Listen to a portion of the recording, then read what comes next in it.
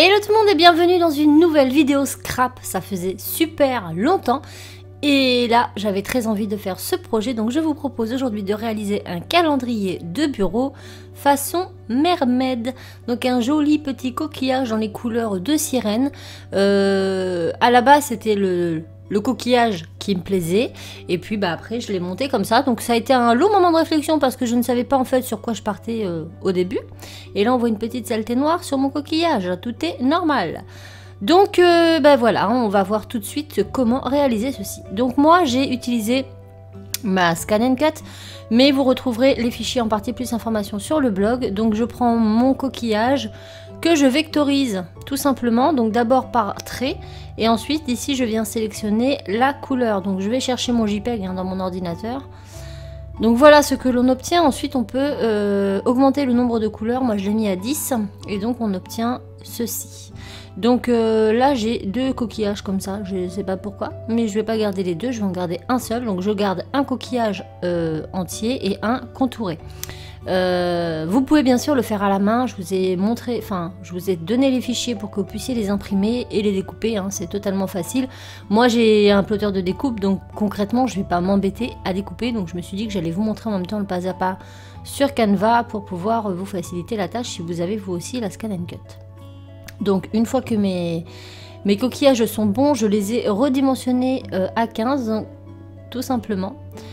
Donc ça pareil, hein, on y reviendra lors d'une vidéo spécialement dédiée à ça dans les b.a.-ba de la Scan & Cut. Là je vous montre grosso modo comment faire, vous avez juste à suivre les flèches de l'ordinateur et puis ce sera tout.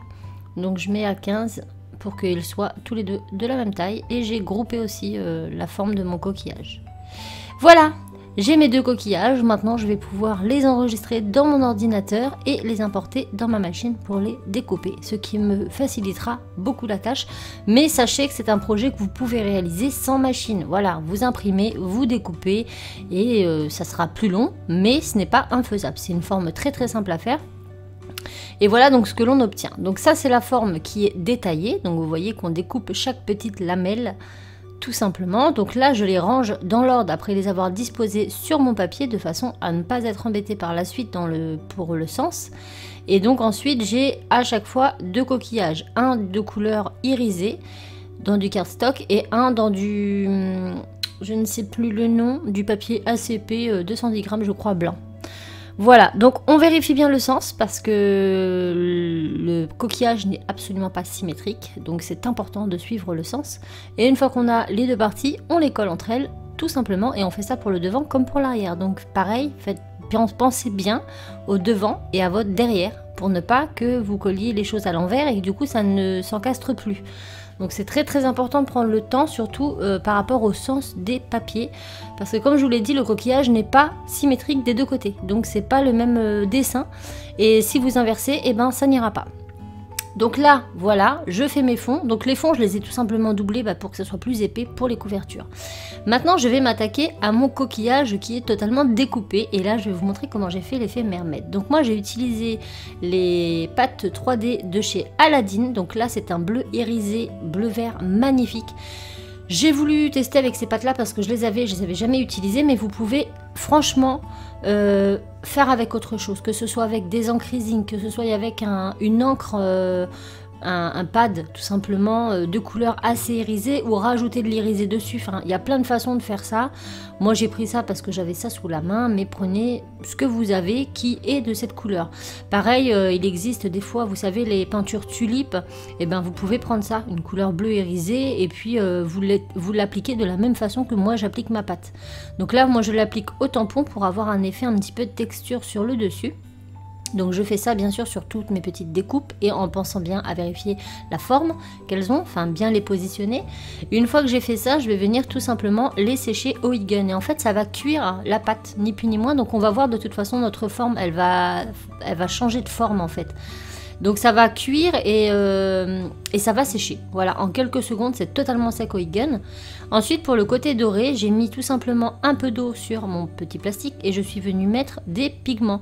Donc là, c'est des pigments couleur or de chez Resin Pro, mais vous pouvez mettre les pigments de chez Fimo, vous pouvez mettre les Sparking de chez Cernit, enfin voilà, tout pigment couleur dorée, hein, tout simplement, il n'y a pas de marque spécifique. Donc on les mélange comme ça avec de l'eau et ensuite on va venir les prendre pareil à la mousse et tapoter un peu partout. Donc là ça va pas se fondre de la même façon, ça va faire des grosses gouttes un peu partout et c'est l'effet que je recherche en fait. Je tapote pour faire plein de grosses gouttes et une fois que c'est fait, je viens toujours avec mon e-gun et je sèche. Et si j'ai pas assez de gouttes, que je trouve que c'est trop fade, ben j'en rajoute et je ressèche. Et là vous allez voir qu'en séchant, en fait l'eau va s'évaporer et ne laisser place que au pigment. Et du coup ça permet de pouvoir positionner son pigment un peu comme on le souhaite. Donc là je sèche mes petites gouttes et vous voyez déjà l'encre elle se diffuse déjà. Et là c'est sec. Enfin plus ou moins parce que vous allez voir que je vais passer mon doigt, ça va faire une petite bavure mais finalement c'est pas choquant, bien au contraire, je l'ai fait sur plusieurs petits morceaux. Là vous voyez ma goutte, je passe mon doigt dessus et hop, ça l'étire un petit peu. Donc du coup je trouvais que ça donnait aussi un effet cool, donc je l'ai fait sur plusieurs de mes morceaux. Et donc voilà comment j'ai fait mon effet mermaid, c'est pas plus compliqué. Voilà, donc je voulais tester, j'ai fait vraiment à la wall again, je ne savais pas du tout sur quoi je partais. J'avais envie de faire un truc en forme de coquillage avec un effet de sirène et j'ai pris un peu ce que j'avais sous la main et ça m'a donné ça. Et je suis très contente du résultat. Donc ensuite, eh bien, on va s'amuser à coller un à un tous les petits bouts. Donc je commence toujours par le bas du coquillage, puis la partie centrale. Une fois que ça c'est fait, je positionne tous mes contours. Donc c'est pour ça que je vous dis, veillez bien au sens. Ne pas, moi j'ai par exemple ancré l'envers sur certaines pièces. Je me suis rendu compte après que c'était pas le bon sens, donc j'ai dû refaire l'autre côté et du coup j'ai perdu du temps. Donc faites pas comme moi, prenez votre temps. Et donc on va faire ça pour les deux coquillages et voilà, c'est fait, c'est prêt. Donc on a un petit effet de texture assez sympa, granuleux, et puis une brillance absolue. Voilà. Donc ça c'est la base. Avec ça vous allez pouvoir faire plein de choses, des cartes, des carnets, tout ça. Moi j'ai voulu faire un calendrier. Donc j'ai redécoupé plein de petites formes de coquillages pleins, donc ma forme pleine tout simplement, dans des papiers cardstock irisés. Que j'avais eu Action je crois il y a très longtemps, un petit bloc Action, c'était du cardstock irisé, voilà je vous l'ai dit. Donc là je vous montre, voyez, vous prenez votre gabarit le plus épais et avec un crin papier vous contourez tout simplement et après vous découpez, voilà. Donc il n'y a pas besoin de scan and cut, c'est vrai que la scan and cut c'est pratique parce que du coup c'est rapide, mais c'est pas impossible de le faire sans. Voilà, donc c'est pour ça que je voulais vraiment vous proposer ce projet. J'ai essayé de penser à un projet que tout le monde pourrait faire avec ou sans scan and cut. Maintenant j'ai imprimé ce petit calendrier, donc je l'ai eu sur internet, je vous remets le lien, pareil en partie plus d'informations sur mon blog. Et en fait c'est plein de grandes pages de calendrier que j'ai téléchargées et que j'ai mis sur Word. En les redimensionnant en plein de petits carrés. Voilà, donc une fois que c'était fait, j'ai découpé de façon à avoir uniquement ce que je souhaitais sur chacune des cases, c'est-à-dire uniquement décembre et puis mon petit calendrier. Hein. Là, je cherchais à comment j'allais le placer, droit ou pas droit, et finalement j'ai dit je le mets droit. Donc on fait ça pour tous, et ensuite on vient mettre des petits demi-perles autocollantes. Pareil, ça vient de chez Action, je crois, ça. Je suis pas sûre, mais je pense. J'en ai mis que 2, donc un petit et un grand sur chacun parce que j'avais pas envie de l'encombrer, mais vous pouvez bien sûr ajouter tout un tas de déco en fonction de ce que vous allez faire. Moi c'était un calendrier, mais un album par exemple on peut.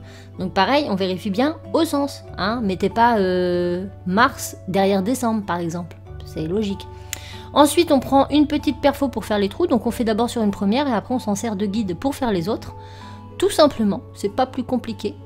J'aurais pu les faire à la cinch puisque je l'ai, mais clairement pour 2 trous, j'en voyais pas l'intérêt.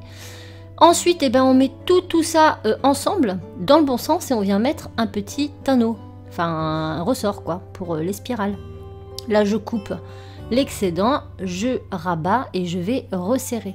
Donc on peut le serrer avec la main. Moi les miens sont spécialement conçus pour la cinch, donc ils sont un peu grands et du coup si on les fait à la main, on a tendance à un petit peu les tordre. Donc j'ai fini par me résilier à les faire à la cinch, mais si vous en prenez des plus petits en récupérant par exemple une spirale d'un petit cahier, vous pouvez les resserrer à la main, il n'y a pas de problème. Voilà, maintenant je vais prendre mes dimensions parce que oui, mon calendrier, il faut qu'il tienne debout, il faut qu'il soit maintenu. Donc pour cela, je mesure mon coquillage au niveau du haut, donc 2 cm plus ou moins et 4 cm vers le bas. Et là, je vais prendre 12 cm sur la hauteur. Donc je prends une feuille cardstock irisée, je viens faire 12 cm sur la longueur et je fais 4 pour le bas. Jusque là, vous me suivez. Ensuite, en haut, je vais prendre 2 cm, mais en partant de 4. Donc je place mon 4 et à 0,5 je fais un trait, puis à 3,5 je fais un trait et normalement ça devrait me faire ma mesure. Voilà, donc 0,5 et 3,5. Et donc là on a 3 cm. Mais sur une largeur de 4 cm de base. Une fois que c'est fait, on relie le trait du haut au trait du bas. Choc d'un côté, choc de l'autre. Voilà. Donc là j'ai ma mesure de base. Seulement ça, ce rabat, ça va être le plus long des rabats et vous allez comprendre après pourquoi. Donc je vais refaire des petits traits encore en dessous. Donc en dessous, je refais un petit trait, hop, à 1,5 cm. En dessous, je refais un trait à 1,5 et en dessous, je refais un trait à 1,5. Voilà. Je fais pareil de l'autre côté. Je fais un trait à 1,5, puis un autre à 1,5 et un autre à 1,5. Bon là, j'ai tout tracé pour voilà, être tranquille. 1,5, encore 1,5 et toujours 1,5. Ensuite, on relie la gauche et la droite, ce qui paraît logique, et on pourra découper tout ça.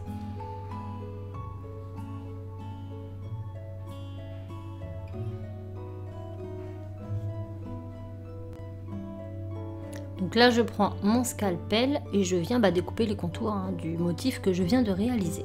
Une fois que je l'ai découpé, je vais m'en servir de gabarit pour faire les 3 autres. Sauf que les 3 autres, je les fais sans le rabat. Voilà, uniquement la première et grande partie. Donc celle-ci, hop, là, je la coupe aussi. Et après, je vais en faire 2 autres de la même taille que celui-ci. Donc je m'en sers toujours de gabarit. Ça m'évite de mesurer parce que moi et les mesures ça fait 6. J'ai une chance sur 2 d'avoir la bonne. À chaque fois je ne sais pas comment je me débrouille. Là pour le coup j'ai eu de la chance. Mais du coup je préfère prendre les gabarits quand ils sont faits. Ça m'évite de me compliquer la vie. Là voilà, je reprends le petit. Donc je fais en tout 3 petits et un grand.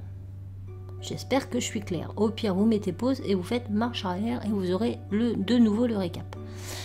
Voilà. Et maintenant je vais tout découper. Et cette fois-ci, j'ai pris les ciseaux. Ne me demandez pas pourquoi, je ne sais pas.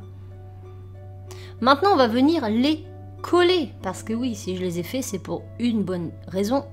Et vous allez tout de suite comprendre pourquoi. Donc, je vais prendre ma grande languette et je vais plier les petits rabats que j'ai fait. Donc là, déjà, je m'assure que, voilà, c'est bon. Ok. Je prends ma languette, je vous disais. Ma grande languette et vous voyez, j'ai plié les rabats. Voilà, comme ça, en accordéon, clac vers l'intérieur. Il y en a un que je vais mettre en extérieur, comme ça. Et pour que ce soit plus épais, je vais les doubler. Donc j'en remets un derrière et un devant. Bon bref, on va coller tout de suite, vous allez comprendre. J'en prends un, je le colle et je le mets à l'intérieur. Donc je le mets bien au rabord du pli et je le colle. Voilà. Je prends un autre petit. De toute façon, il me reste plus que des petits. Je vais venir mettre un peu de colle sur la petite languette là, du bas. Là, je suis en train de regarder. Voilà. Un petit peu de colle sur la languette du bas et je viens en repositionner un sur cette languette. Le côté large en bas, bien sûr. Toujours le côté le plus large en bas. Voilà. Une fois que c'est collé, je le retourne. Je mets de la colle partout et je viens mettre mon dernier volet. De la sorte, on aura quelque chose de beaucoup plus épais. Voilà. Mon papier n'était pas assez épais. Du coup, je voulais quand même que ça tienne puisque ça, c'est ce qui va tenir votre calendrier. Donc... il faut que ça tienne, voilà. Et de la sorte, c'était ni trop épais ni trop fin et ça tenait très bien. Ça tient très bien d'ailleurs. Voilà. Maintenant, on va passer au scotch double face. Donc, j'en mets à l'intérieur comme ceci, dans le haut de ma languette, donc côté le moins large. Je retire cette pellicule que je déteste. C'est pour ça que je ne travaille pas beaucoup avec le double face parce que je mets 1 heure à enlever cette pellicule. Mais il faut dire que ça colle quand même vachement bien. Et je les ramène ensemble. Voilà, on a donc notre petit rabat. Et voilà, maintenant il ne reste plus qu'à coller ce rabat dans l'intérieur de notre calendrier. Donc quand je dis l'intérieur, c'est le coquillage qui se trouve au fond, après décembre. Voilà, pour vous donner une idée. Maintenant j'enlève mes petits strips. Voilà, donc là ça paraît rapide, j'ai fait un accéléré, mais en vrai je vous jure que ça mettait 10 minutes à chacun, c'était horrible.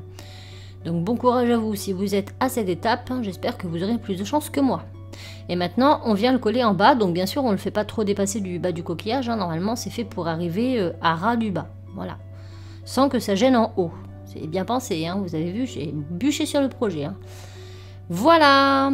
Et ben c'est fini, on n'a plus qu'à essayer tout ça. Donc voilà comment il se présente. Déjà, la couleur elle est belle, faut dire ce qui est. Les petits effets de dorure un peu partout, je kiffe. C'est tout irisé, c'est tout brillant, c'est totalement de saison, ça nous fait rêver. Donc là, on le retourne et hop, on a janvier. C'est magique. On retourne et on a mars. Oh mince, où est passé février? Eh bien, il est derrière. C'est magique. Voilà. Et ensuite, on continue ainsi de suite jusqu'à la fin de notre petit calendrier. Donc mars, avril. Alors moi, j'ai fait un calendrier de bureau, mais vous pouvez très bien faire à l'intérieur un album sans faire la languette ou en mettant la languette. Ça permet d'avoir un petit album photo à mettre sur le bureau qu'on peut tourner régulièrement. Ça peut être aussi une super option. C'est vous qui voyez. Moi, je suis partie sur le calendrier. Je l'ai pas trop décoré à l'intérieur parce que mes papiers sont déjà très brillants et je voulais quelque chose d'assez sobre puisque ma couverture était... Et regardez, c'est nickel. Vous avez vu comment ça tient bien? Et hop, on rabat. Et si on veut l'emmener, hein, on sait jamais, eh ben on le plie. Et voilà, c'est fini. Donc j'espère vraiment que le tuto vous aura plu. En tout cas, moi, j'ai pris un grand plaisir à le faire. Je vous envoie tout plein de bisous et je vous dis à très vite dans un autre tuto. Ciao!